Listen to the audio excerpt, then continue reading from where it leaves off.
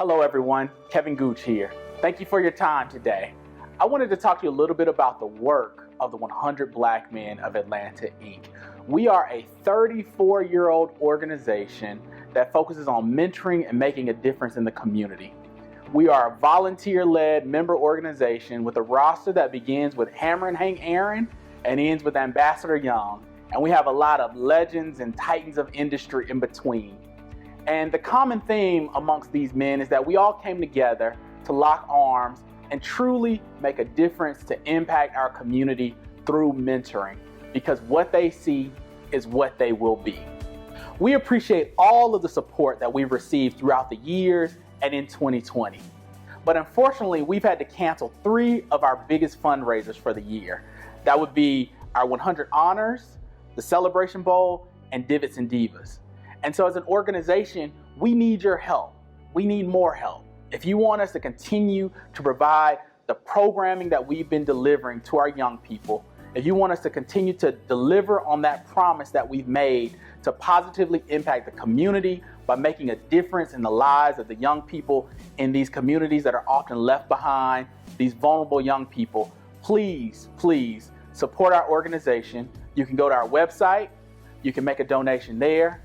You can connect with our members, you can call our office, and we will be happy to have you in the fold with us, supporting us, investing in us, so that we can do the same for the young people that we serve in this community that we serve.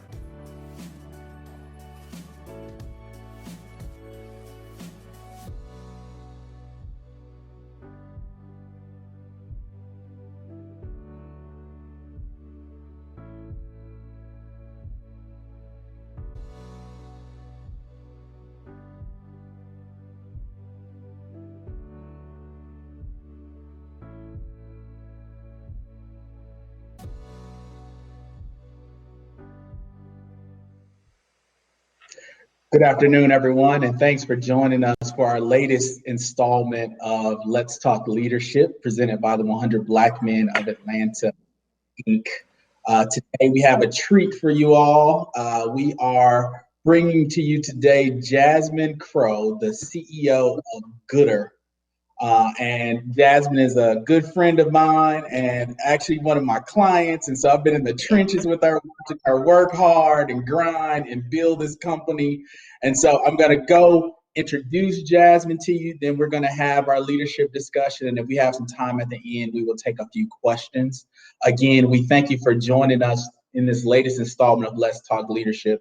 For those that are new to this program, it is an opportunity to talk to members of the 100 and friends of the 100 about their leadership journey.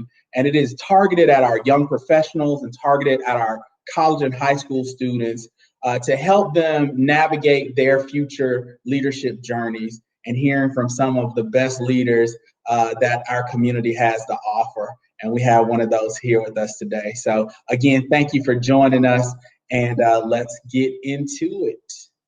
So Jasmine Crowe is an award-winning social entrepreneur, TED speaker, and leader who is working to make the world a better place. Jasmine's goal is to foster change and create awareness about the leading socioeconomic issues and challenges of today, including poverty, food waste, and hunger. She's been featured on everything, including CNBC, Oprah Magazine, Forbes, Fast Company, New York Times, and named by Entrepreneur Magazine as one of the top 100 influential female founders. In 2017, after years of feeding people experiencing homelessness from her own kitchen, using her own resources, using her own time, she ended up launching Gooder, a sustainable waste management company that leverages technology to combat hunger and reduce food waste.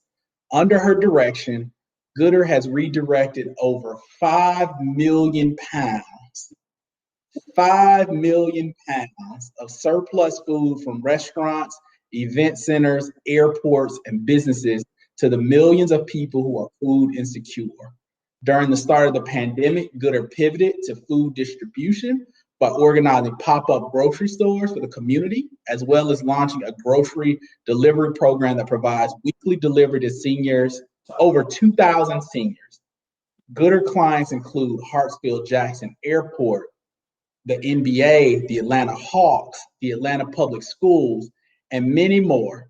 Since March of 2020, Gooder is responsible for providing over 2 million meals to people in need. So they are doing great work serving our community, leveraging technology to do so. And Gooder popped on the scene and took off, and people wonder where did they come from. But I can tell you through experience that I have watched Jasmine work for years now. We go back to, I think, 2013, when you had greater celebrity, Black celebrity giving, and you honored the emerging 100 with an award. So we go way back then. So I watched you work. That's when I first moved here too. So that is a very long time ago, Kevin. I love that story. Yeah, so you've been doing this a while. So your overnight success has been 10 years in the making. Very true. I love that people know that, because people always think it's so easy, and it's anything but that. Well, we are very happy to have you today. And if you are ready, let's talk a little leadership. Let's do it. All right. So tell us a little bit about your current role as CEO of Gooder. What's your story, and how did you sort of get to this point? Well, yeah, as you said, I started in 2017 and really had no experience in leading a tech company. So I always want to tell people, you don't have to be a technical founder. You don't have to have a degree in computer science or engineering. I just wanted to help people, and I was really inspired by everything technology was doing. We were using technology to get groceries, to get in cars with people we had never met.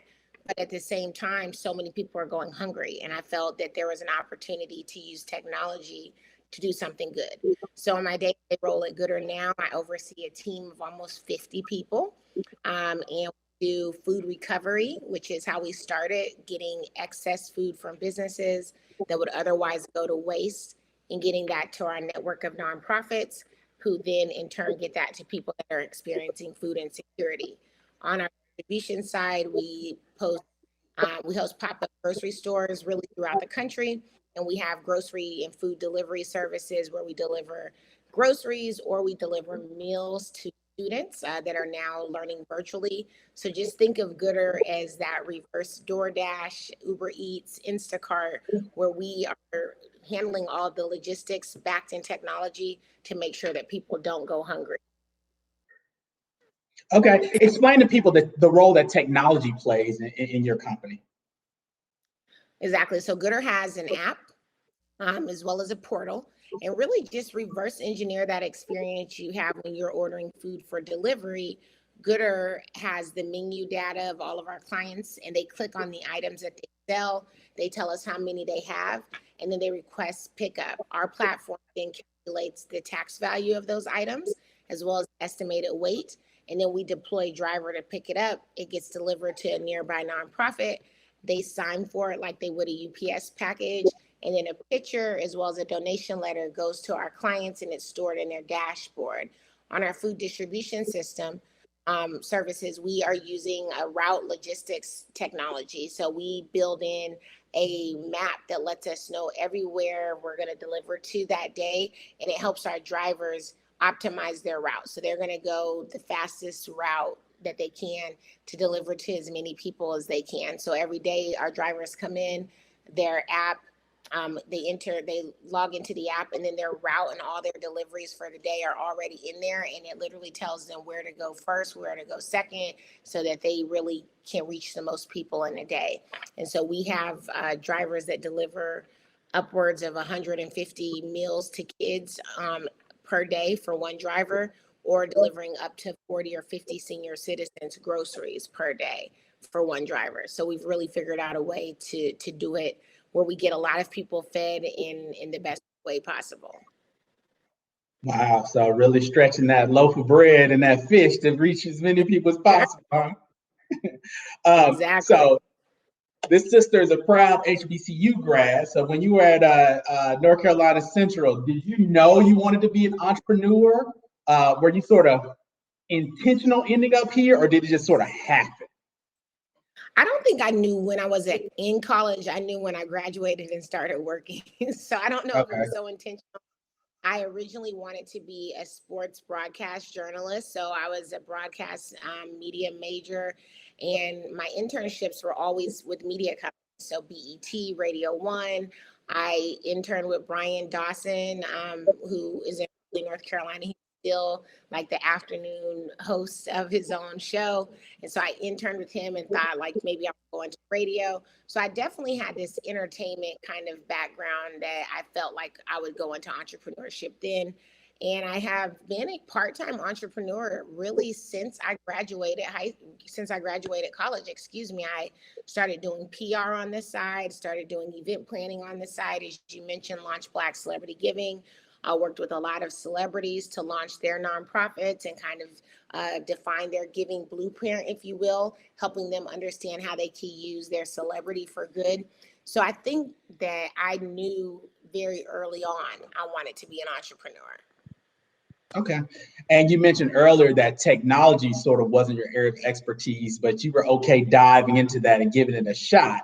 And I make that point because I like to emphasize with our young people watching, our scholars and students, that even if you don't know what you want to do in high school, or even if you don't know what you want to do in college, or if you're planning to do something, then you have to pivot, that's okay. Like, just sort of have a plan, but be willing to go with the flow. Because a lot of the folks that have done these discussions, that's been their story. It's just it sort of happened and they just went with the flow. You know, life is going to happen every single day. You got to go with the flow, and you got to be willing to pivot and make changes. I say, if we hadn't made the pivot last March, literally a year ago, when the world was going into quarantine and lockdown, we probably wouldn't be here today, because all of our customers who we were doing food recovery for had closed. You got to think the arenas, the stadiums, the convention centers, travel went down. So even the airport, where a lot of our concessionaires closed. So the world changed, and you know, you've got to be willing to change with it and able to adapt. I want to ask you, what was the spark in 2017? You started Gooder. What was the spark that made you say, I see these homeless people, I want to feed them, I'm going to go get groceries and cook them in my own place and sort of give them to these folks? Is there a story, or was there some incident where you said this is where you want to be and what you want to do? You know, I always get asked that question, and it's such a good one. I was literally just driving through downtown Atlanta, like I think a lot of us do, and I had just moved to Atlanta. So this is in 2013, and I see hundreds of people that were on the street that were homeless. And the only time, me personally, where I had ever seen that was when I visited Los Angeles. And so it was very nowhere near as, I guess, high for the number of people population wise, but it was a lot of people for me to see, a lot of people that were experiencing homelessness. And I had seen that in Los Angeles on Skid Row. And I decided, like, I didn't want to be living in this city and not doing something for somebody else. And it was, you know, I went back to my house and I posted on Facebook, like, hey, next weekend, I'm going to feed, you know, downtown. If you guys want to join me, I'm going to be cooking and serving people on the streets. And people came and people joined me. And from there, I started doing it every 2 weeks and just going back. And it just felt right. You know, there was just something in that moment that moved me, and I never, you know, questioned it, and started trying to do what I can, like you said earlier, Kevin, with my own resources. So it was often spaghetti dinners and, you know, tacos, things that would stretch. But I would feed a lot of people, and I would figure out a way to do it every 2 weeks. So you truly cracked the code that a lot of people try to crack, which is turning this sort of purpose and this thing that you enjoyed and you were doing for good into a business enterprise. And it's amazing that you were able to do that. 100%. I mean, I really turned my passion and my purpose into a job and into a company that creates a lot of jobs for other people. And that is something that, without a doubt, I'm really proud of, because one of my team members came up to me the other day and she says, you know, Jasmine, we're so busy. And she said, I just want to thank you for allowing me to be able to provide for my family while providing for other families. And that really was everything. I mean, that just meant the world to me to hear her say that. And I love the way that you were able to scale your passion, right? Like, where you can only feed so many people in your house or with your resources, now you've multiplied that 50, 100, 1,000 fold, and you're able to reach so many more people meeting that passion that you had. That's amazing. Yes, it feels so good to do it every And day. I would I do know this you, every. go ahead, sorry. I said I would do this. I want to do this every day. It's just the best job in the world. And I know you run this amazing company, and you also serve the community outside of just Gooder. You're still doing stuff in the community. You have this amazing TEDx speech that got a lot of pub and went viral. You're in advertisements for Dell and others. You're a new mom and a spouse. Like, how do you balance it all? Like, how do you manage the day-to-day of doing all of these amazing things? Yeah, I sometimes like pinch myself that I've even given 2 TED Talks now, a TEDx in Atlanta and then a TED talk on the national stage, because I was actually very afraid of public speaking. So, like that is a story for you. And you want to talk about overcoming fears and just, entering the rooms that God will place you in and actually, delivering on your purpose. It's just so crazy that you would even say that. It is a balancing act. Being a new mom for certain is a something that I'm experiencing every single day. I am fortunate enough that I get to bring my daughter to work with me, and so I love that. I've built a little nursery in our office at Gooder, and I know a lot of people couldn't do that, and so I bring her and I bring a nanny to the office, and I have her with me every day, and it's really cool. Like, that's something that I'm excited about for her, because my parents worked, and I never saw them, and I never got an opportunity to really talk to them and see them in action, except for like bring your child to work day, like that one day a year where I would sometimes get to go and see them. So I'm excited for what her life will be like with me as an entrepreneur. A lot of it is just, I'm a person who plans everything still, Kevin, and then I work my plan, if you will. So I plan my work my plan. I still write to-do lists. It used to be handwritten. Now I may make it as notes on my phone. I'll schedule things like emails, working out, things that just the simplest things. I'll try and put that on a calendar so that I just have an agenda for the day. And I'm always open to the many changes that will come. And I know that, no day is going to go exactly as perfect as I think it will. So mastering time management and being flexible when necessary. That's what it sounds like I'm hearing. You got to be flexible. Yeah. So when you have a young person that says they want to be an entrepreneur, what's the most important characteristic you think that young person must have to be a successful entrepreneur? I think you've got to have tenacity and you've got to have execution. So many people have great ideas, but they lack the execution. And that is one of the things that a lot of my mentors, investors, just people that I've worked with, that's one thing they've always said about me is that, you know what, Jasmine, execute. So I'm a visionary and I have a lot of ideas, and I'm like, hey, we're going to launch this grocery delivery service. We're going to start doing pop-up grocery stores more. We're going to change them. But what I do is I have the idea and then I execute on the idea. And I think that's what young people have to have, because you're going to have a million great ideas in your lifetime. And there are other people who have similar ideas to you. There are people who have similar ideas to Gooder, and similar companies to Gooder. But what will ultimately set us apart is how we execute on the delivery of our service, on our product, the kind of people that we are, and so how people interact with us, how they like us and enjoy working with us. The execution is going to be everything, and that perseverance and tenacity to be the best at what it is that you want to do is just critical. The other thing I would say is just having like a belief in yourself that never wavers. And I used to think there was no way I could get into this business, because not because of anybody else, but my belief that because people were telling me, oh, that seems really hard, it seems like people won't pay for that, I believe them. And that was a very, negative thing in my life. And this was in 2016, Kevin. I had this idea for Gooder, and people said they didn't believe in it. They didn't think it would work. And so I didn't launch it for a whole year. And I always think about, had I started, how many more people would have had access to food. They didn't. for that 1 year when I just sat on the idea because people told me, they didn't think it would work. I tell you, man, that is a word. Let the church say amen, right? Because the difference between a fantasy and achieving your dreams is the ability to execute. Period. You got to be able to 100%. execute. 100%. Vision without execution is just a fantasy. It's just a fantasy. And the thing about it is someone else will execute on it. I can't tell you how many emails I get, Kevin, till this day of people are like, I had an idea just like that. I wanted to do that. Oh, you're doing my idea. Now these are people I've never met, but they're like, I wanted to do something similar. And now you're doing what I wanted to do. And so those people didn't execute on the vision that they have. And then I came and did it. And now they're like writing me saying, I wanted to do that exact same thing. We're already here now, too late.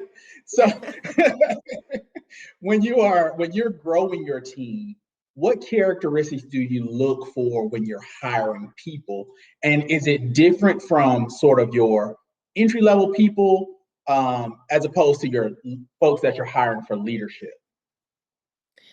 One thing I look for across the board is humility. Gooder has what we call a humility-based culture. And what that means is that it doesn't matter if we have a custodian, a janitor, I would take out the trash.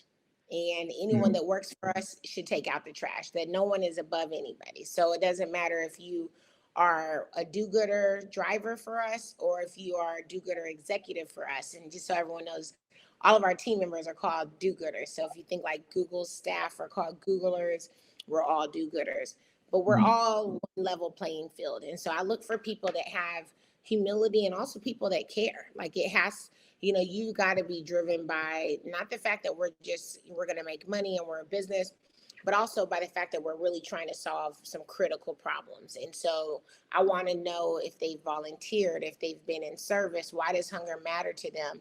Have they ever experienced hunger? And I hear so many stories. Many of my team members have experienced hunger at some point in their lives. And so this is a personal mission for them as well. So that's what I really look for. More so than anything, I want to find people that are humble and people that are kind and compassionate. And then if you have all those things and you're like a hungry person and you want to win and you want to make sure that we're going to be the best, then you're definitely someone I want on the team. So you mentioned earlier mentors and your investors that have sort of provided advice to you along your journey. Are there any that stand out to you that really help pave the way for you or help open your eyes to something? And if so, how did you get the most out of those mentoring relationships? Like, we're a mentoring organization, so I like to hear stories about the impact certain mentors have made on our guests. And then I also like to hear and make sure that our audience hears, how do you get the most out of those mentoring relationships? Well, I have two in Atlanta that I always like to call out because they've been extremely helpful to me. One is Jewel Burke Solomon. She is a female founder who was a former founder of a company called Part Pick that she sold to Amazon. And I met her and she was like listening to my pitch practice. And I was, not the best pitcher, as I just mentioned. I had a fear of public speaking. And she was giving me really tough feedback, not feedback that I would necessarily want to hear, but what I needed to hear. And I didn't take that in a negative light. I thought, you know what, she is helping me get better with my pitch, which is something that I need. And so then I asked her, would you meet with me? I'd love to meet with you and tell you about what I'm building and get your advice and your help. And she said, sure, I can meet with you at 7:30 a.m. for breakfast. At the gathering spot. And I was like, oh, and what people don't know is I'm not a morning person at all. And breakfast is probably my least favorite meal of the day. But I decided, like, listen, I got to wake up early. I got to brave Atlanta traffic and I've got to go meet with this woman at 7:30 in the morning because that's when she's available and what she has something to teach me that I need to learn. And so the feedback that she gave was amazing. And what she would always say about me is that she would almost say, Jasmine, you should go and find this out about your customers. What are they doing?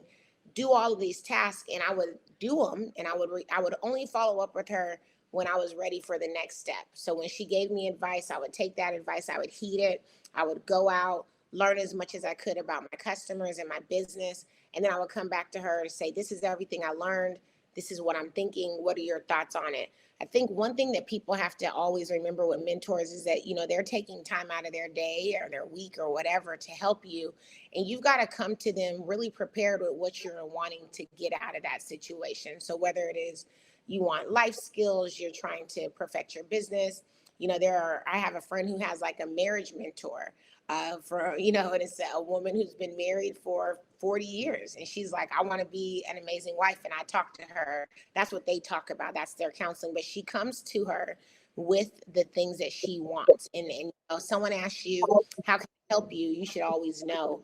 And another one I would mention is one of your members, Jay Bailey.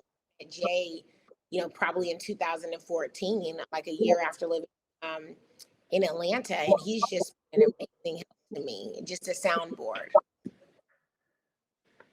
Okay. That's good. I always like to show those the impact that mentors have had in people's lives. And then again, like just making sure, because some of our mentees are like, I don't know how to deal with the mentor relationship. I don't know how to drive it. What can I do? And just hearing those stories about how you can get the most out of those relationships.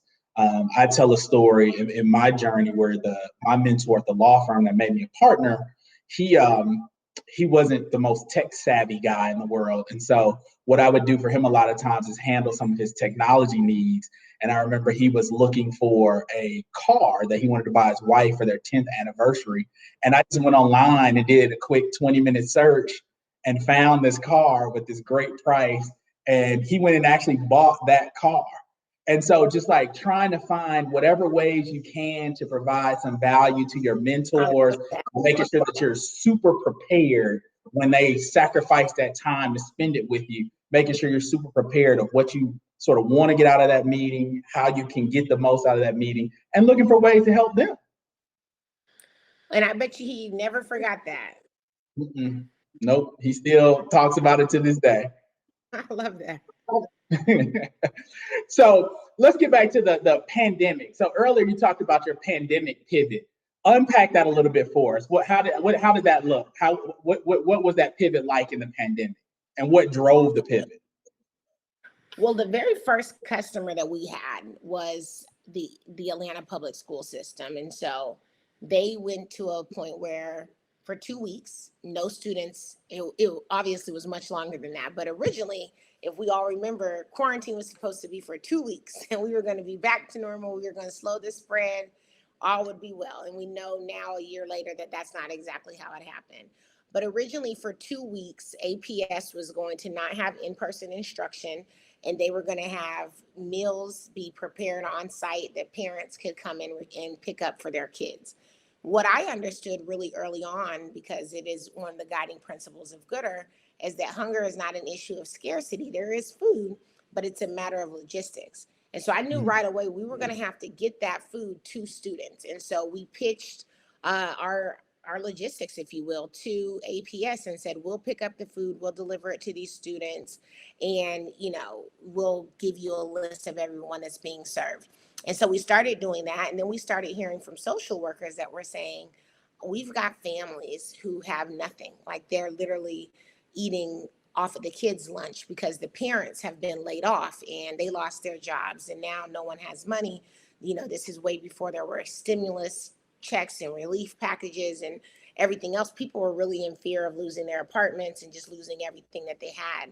And so from there, I went to Twitter and said, I've got 17 families, which is what I had at first from the social workers, that need food, that need groceries. And if you guys would be willing to sponsor a family, we'll go grocery shopping for them and we'll deliver them.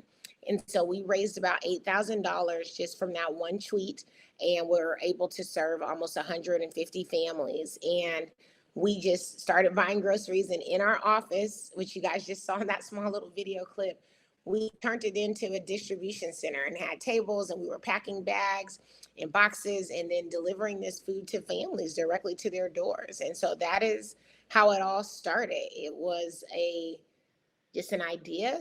Someone said, hey, these families need food. Is there any way you guys can get groceries to them? And I said, yeah, I'm pretty sure we could do that. And from there, we started what turned into be a good, 7-figure deal flow for our business. Yeah, and again, in that story you hear, you got to be fluid and flexible and able to sort of shift with the times. And you never know, you might find gold if you're willing to pivot and go in a different direction. And so it sounds like you all struck gold doing that. And personally, we can speak from experience where the 100 partnered with you all to feed some of the families in our program. So it is a great service. It is seamless and easy to do. And we just appreciated that ability to work together. And we've been able not only to work with the 100, we've also been able to work with the emerging 100, even recently, doing a pop-up grocery store with them in Delta Community Credit Union. So I love that you guys have always came to us. It really makes me happy. Absolutely, absolutely. So are there lessons that were learned during the pandemic that are going to sort of reverberate through the company going forward? Like, have there been permanent shifts from pre-pandemic to post-pandemic and some things that you're going to keep in place after the pandemic is over? Absolutely. I think one thing we're learning is flexibility in work environments. So we do 3 days in the office, 2 days out, so that we can social distance, and also just allowing people to work from home.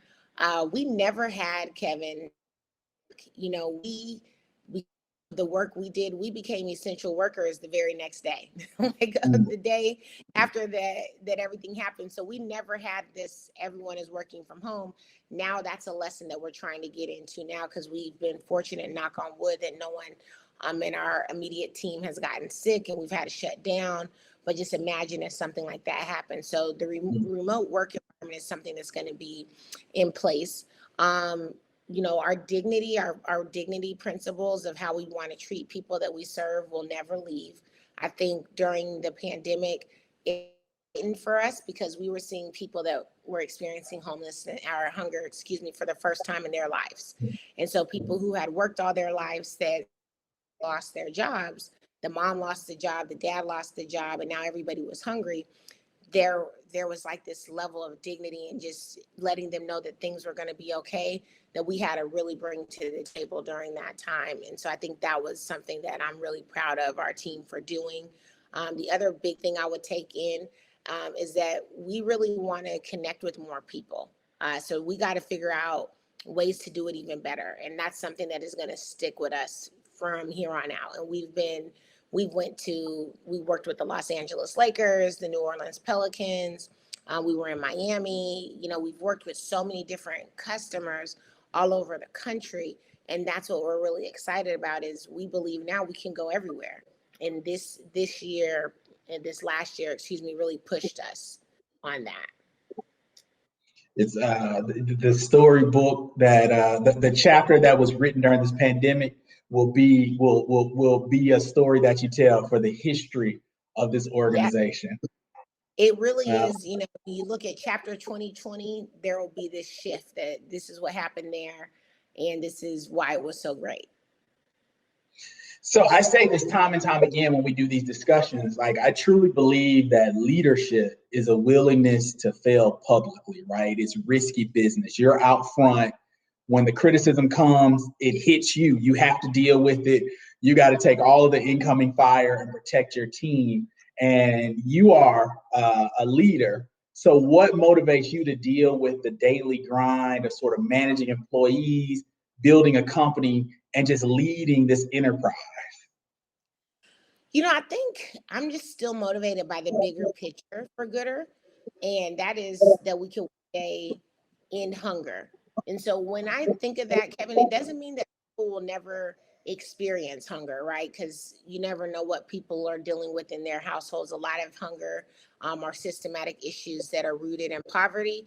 But what Gooder wants to do is be a resource where if people are hungry because of there's also always access to food. And so that we're going to be able to deliver it to them. I envision one day that we have vending machines and grocery stores and places that people can just come to always access food. And so because the bigger picture of what I want to do is still so far away in a way, I think that's what brings me a lot of motivation every day to get up and do this work, that we still have so much more to do. We've really, you talk about all the numbers and the 5 million meals and, 10 million pounds of food and everything else that we've done now. It's funny because I hate even having numbers in our bio because they change every single day. We're feeding people every single day with Gooder so that it changes really hourly. Um, Even with all of that, we still have, 50 million people that are going to go to bed hungry tonight. And so Mm. when you talk about how much more work we have to do, I mean, we've got our work cut out for us. And so as a leader, I've got to get everybody excited about how big the opportunity is and how many people can benefit from us if at scale we're doing everything I know we can do. Yeah, I am. I know this about you, and I love this about you, that you're truly driven and motivated by your purpose to address this enormous societal problem. And so that just keeps you going. Tell us a little bit about how you develop, well, take a step back. Tell us about your philosophy on leadership, right? You have servant leaders, or you have leaders that are focused on building their team behind them, or you have leaders that are focused on the numbers. What's sort of your philosophy on leadership? What's your North Star when it comes to leadership? I still believe in execution for leadership and that everybody has to execute, so that I kind of am like a sports leader, right? Like I love sports, I love basketball, I love football. And so I kind of bring to the table, like everybody's got to play. Like, even if you're on the bench, your number can get called and you've got to get in the game and you've got to help us win. So I'm really about like equipping the people that work with me with the tools to succeed and expecting the most out of them. And so, I have to definitely have hard conversations with my team members like, hey, there's no reason why you're not answering your emails or you're not sending out your reports on time. Like this isn't going to work and you're better than that.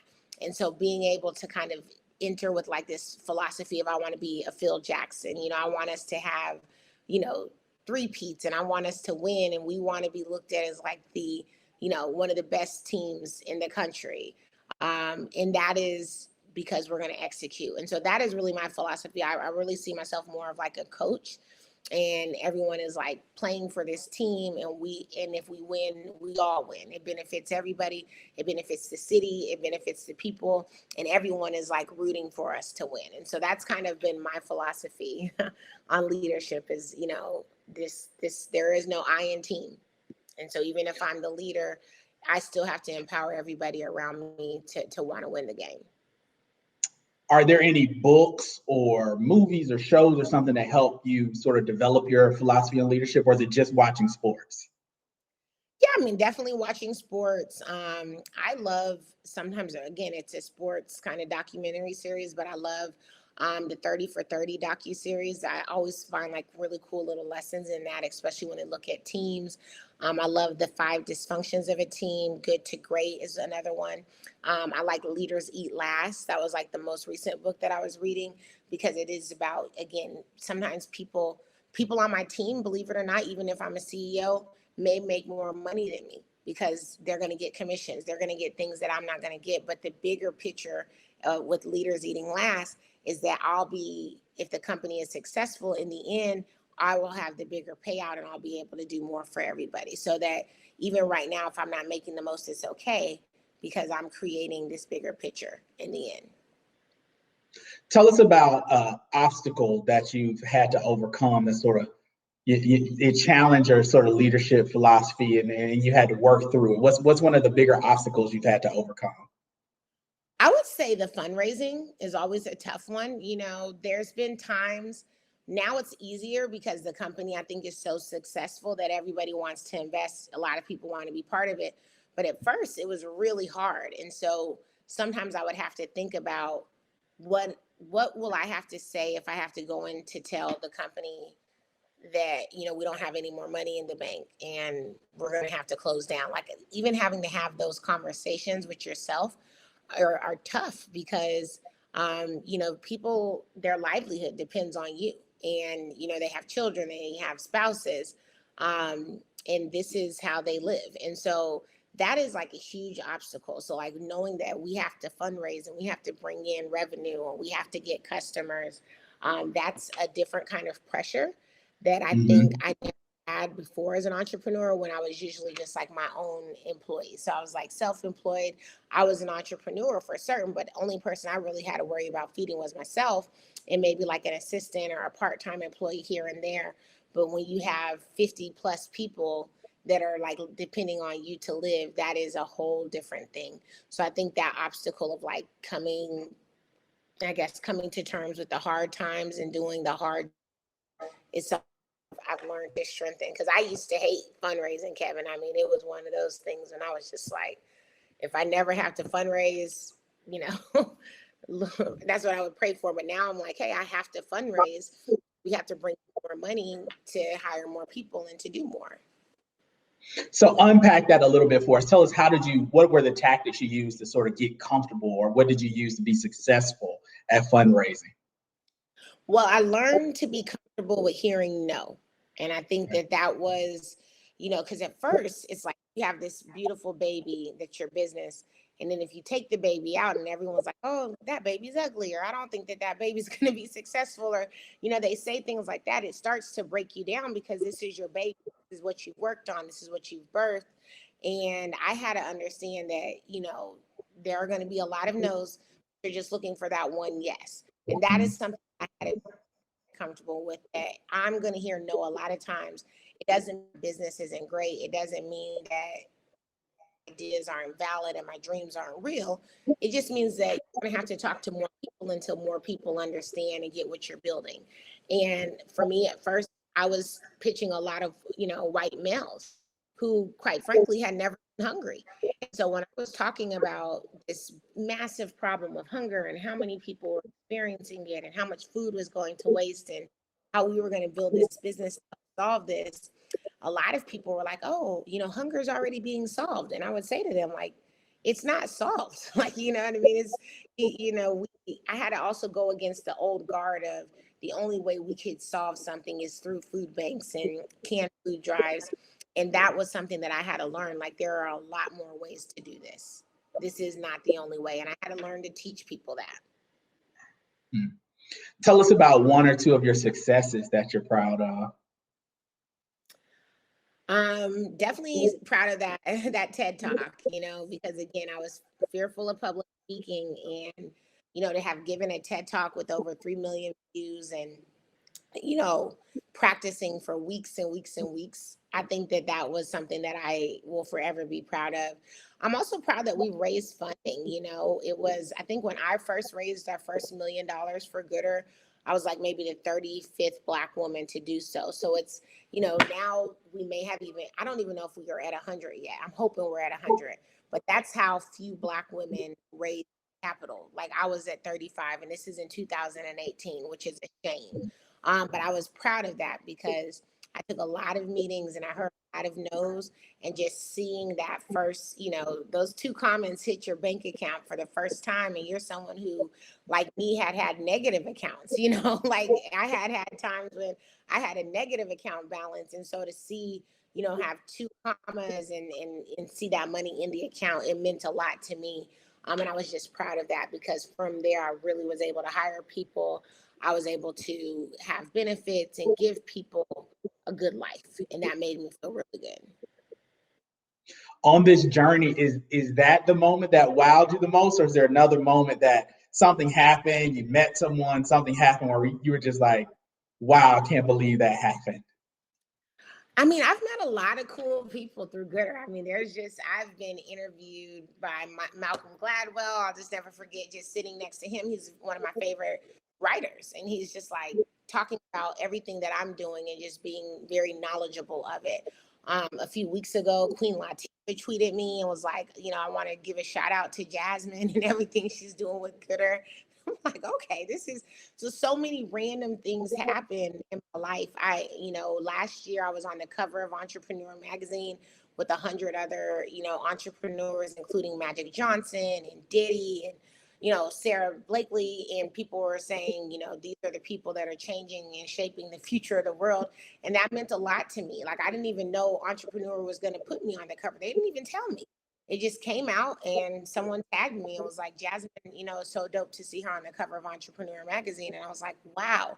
So there have been a lot of moments that I'm just kind of like, I mean, happened for me. And I think because I really, got it out the mud. If people, you hear that term, started from nothing, all of that means a lot to me. There's just been a lot of moments, and I just take granted because this could have all still been an idea if I hadn't decided to really put the execution in. All right, let's take a moment and sort of get into the trenches of like leading your team. Like, say you have an underperformer on your team, how do you motivate them to get the best out of them? Yeah, what I like to do is I like to ask my team members, like, what is something like a big goal, a dream of theirs? And so someone will, one of my team members, he said he really wants to, build his own like city in Africa, in an African country. Like that's literally his goal. He's been researching it, and he wants to have, the most city. He's a graduate of Morehouse. And so I talked to him and I said, this is good or you're temporary. You may not work for me forever, but if you still want to one day build that city in Africa, what it's going to take is in execution and people believing in your ideas and competitive, this pattern proof of not only can you build this city, that people would want to live in this city and that you would be a good leader for this city. And these are the skills that we could start to develop. Also, I'm very clear at telling people, like, if they do X, and the consequence of X is this, then there are consequences to their actions. And I've had to have a lot of hard conversations. I had a team member who, we have a policy of like any charge over $1,000 to get it approved prior.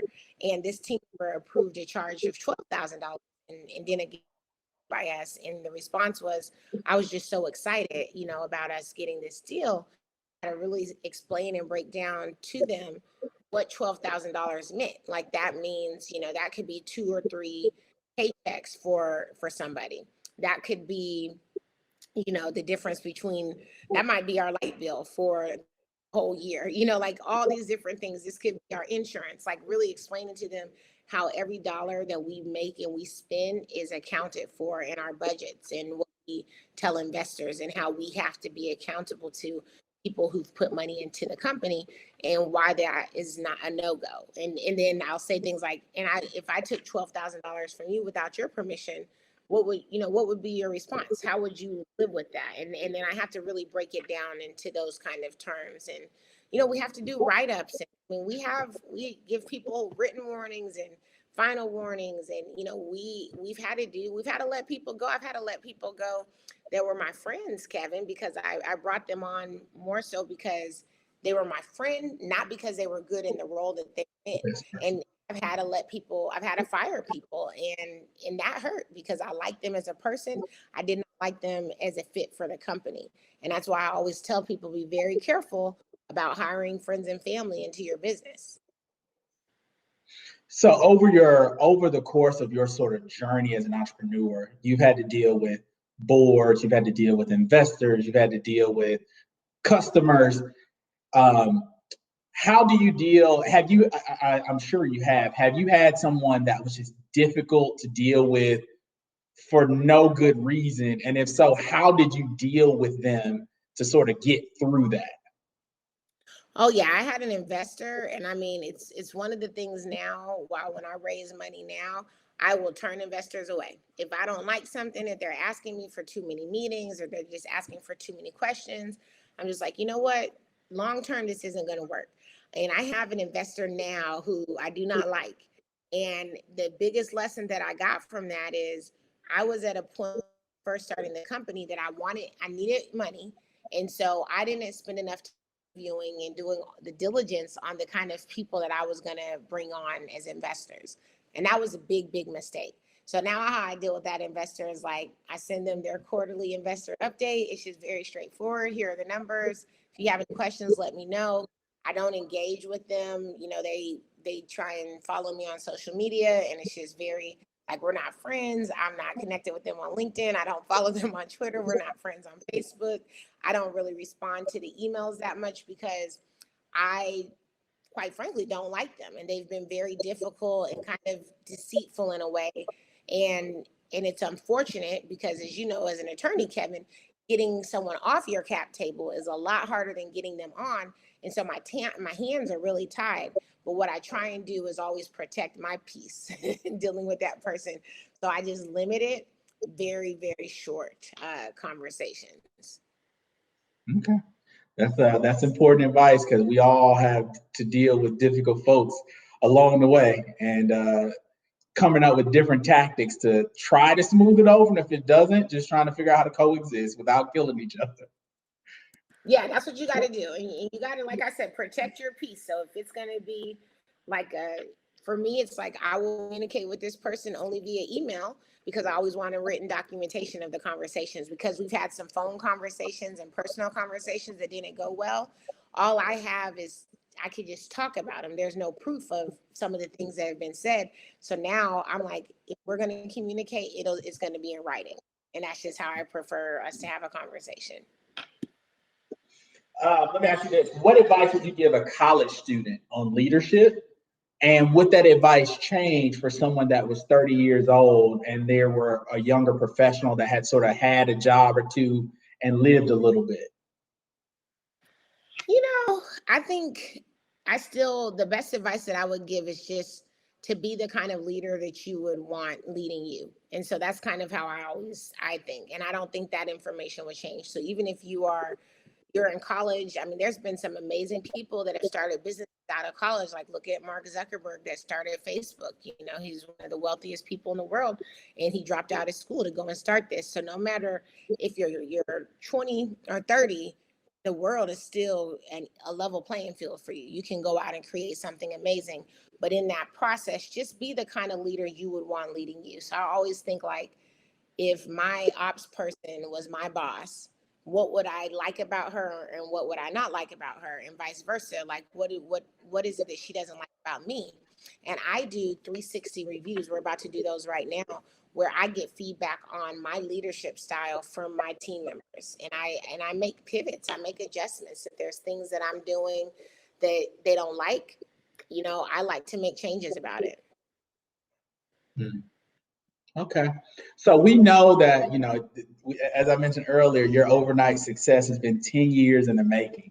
So if someone said they wanted to be the next Jasmine Crowe, what would you tell him or her to start that trajectory and prepare for that road ahead?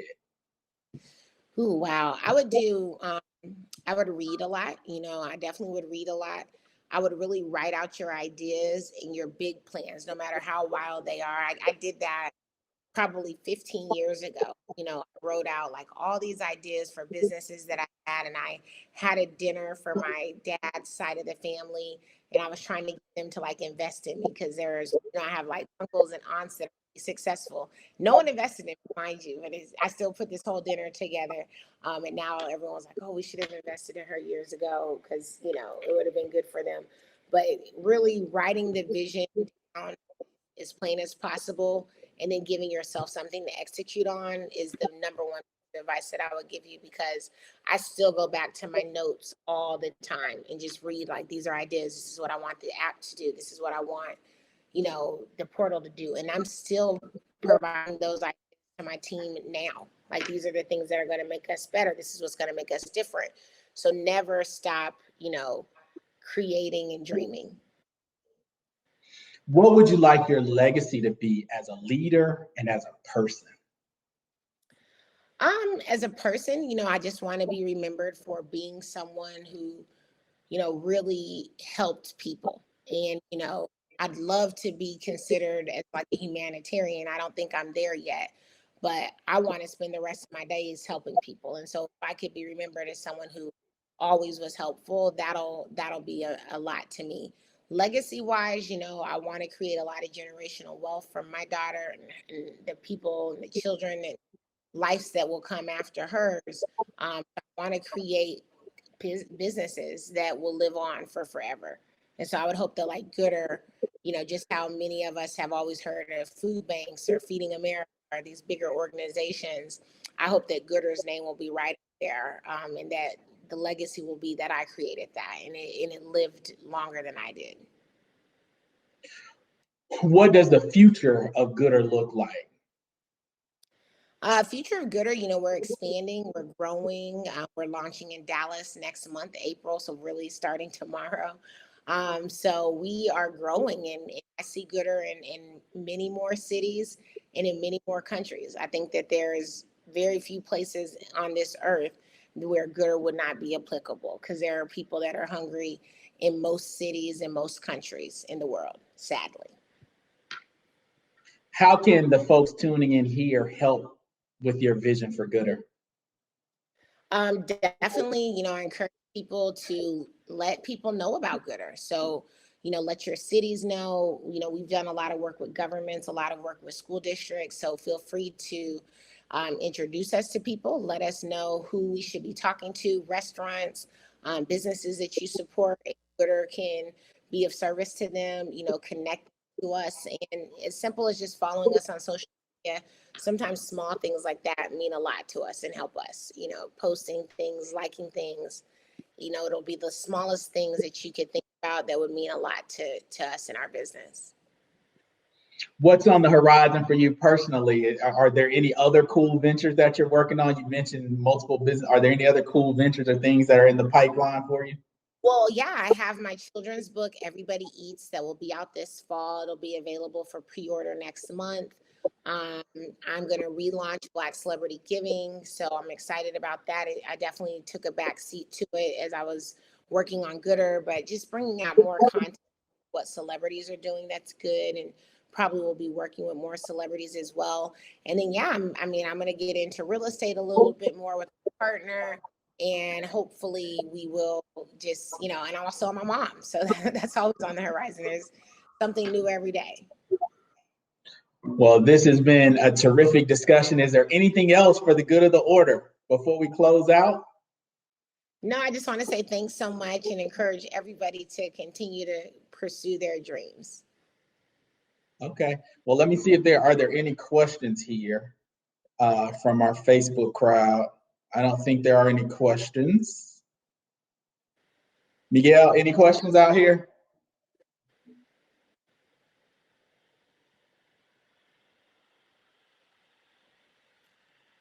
All right. Well, hearing none, on behalf of the 100 Black Men of Atlanta, we just say thank you. On behalf of our students, our emerging 100, our collegiate 100, and our students in pride of success, we say thank you. And I think everyone that takes the time to listen into this will be better because of it, and we will help smooth the path of their leadership journey. And thank you for the time today. And we will definitely be working together in the days ahead. So, and if we can help in any way, of course, you got a friend in me. So let us know. Thanks so much, Kevin. Have a good one. You too. Thank you so much. All right. Bye.